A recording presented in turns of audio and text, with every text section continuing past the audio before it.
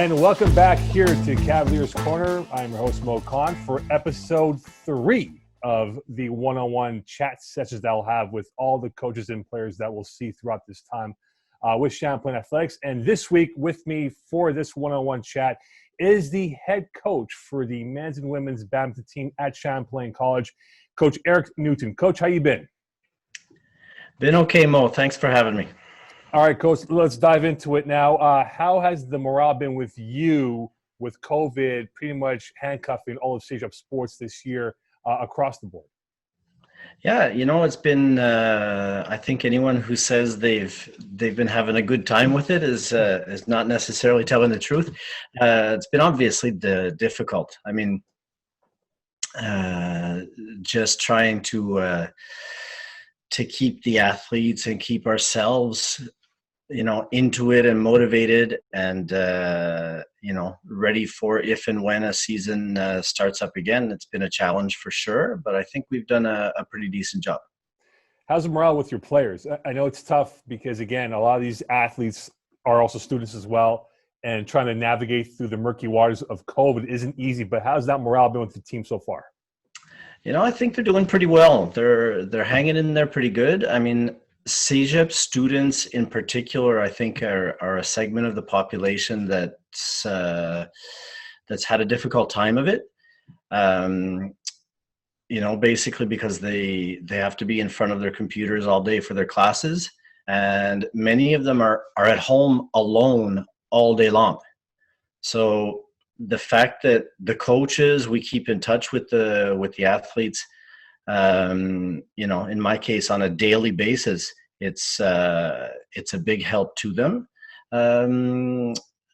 But in general, I think they've been doing it pretty well. They've been getting through it, ups and downs like everyone.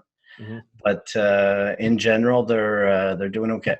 You mentioned to me right now about keeping in touch with your athletes. So what have you done to keep them engaged with school? Obviously, school is the most important thing for all athletes.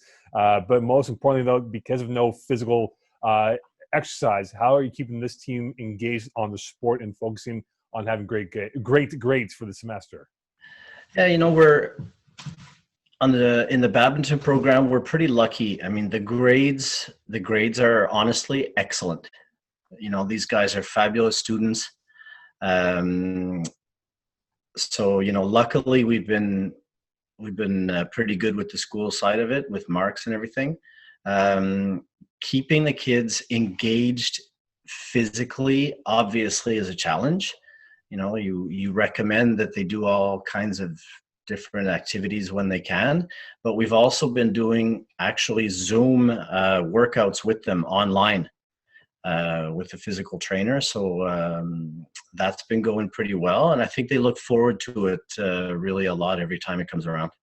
So with COVID, we know how certain sports is very physical, close contact. I'll play devil's advocate with you.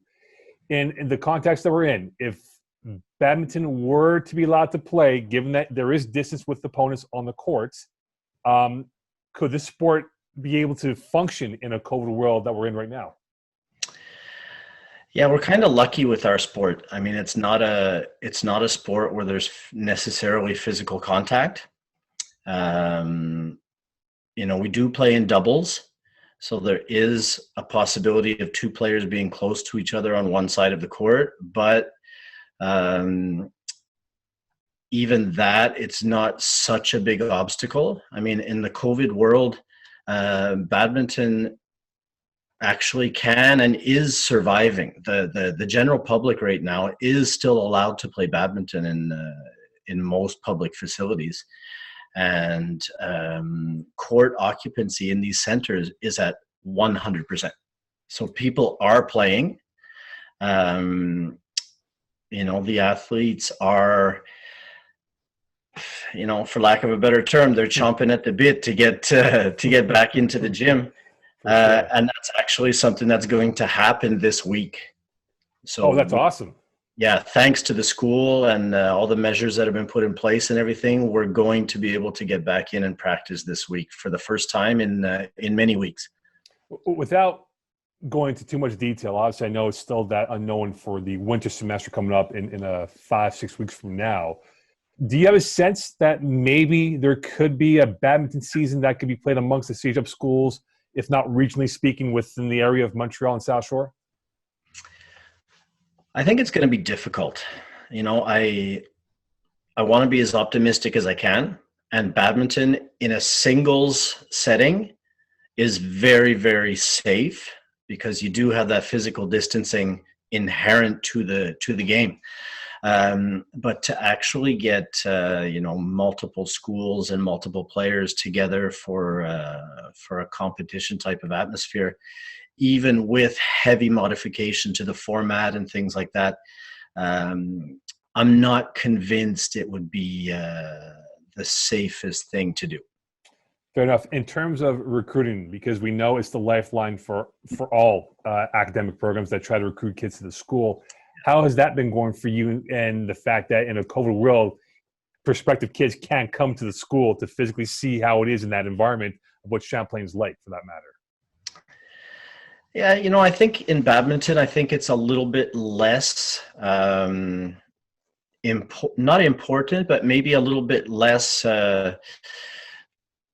oriented around that, that actual physical visit to the school. Badminton is a community that's a little bit bigger than the school outside, and what different schools have to offer and what different coaches and programs have to offer is pretty well known in the badminton community. So that that recruiting visit that we talk about all the time in certain sports is not so crucial in badminton. When you look at the sport, you mentioned the growth and how big it is in the community. How big can this sport get at the CEGEP level of what it is right now, and maybe even getting bigger moving forward for years to come? Well, I'm glad you asked that question, Mo. Hard-hitting questions here, Badminton is a much bigger sport than people may realize. Okay? Badminton is the second most played sport in the world. Okay, there's anywhere between 350 and 500 million people who list badminton as one of their regular physical activities. So more specifically here in Montreal and in Quebec and in the CEGEP leagues, I think it can get much bigger, just based on the number of players that we see in provincial and regional tournaments, the number of active clubs that we have in badminton Quebec here in the province. It's a much bigger sport than people realize, because you don't see it on TV. You don't hear about big endorsement contracts. You don't hear, you don't see it. Basketball, football, different story. Badminton, it's a very big deal in certain parts of the world. It's becoming a bigger deal in Canada. We have a current top 10 player in the world from Canada. Very impressive.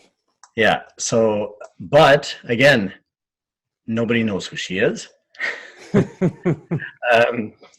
In Europe and Asia, she's very popular. But here in Canada, as I said, CEGEP, we have two divisions in CEGEP badminton, Division 1 and 2.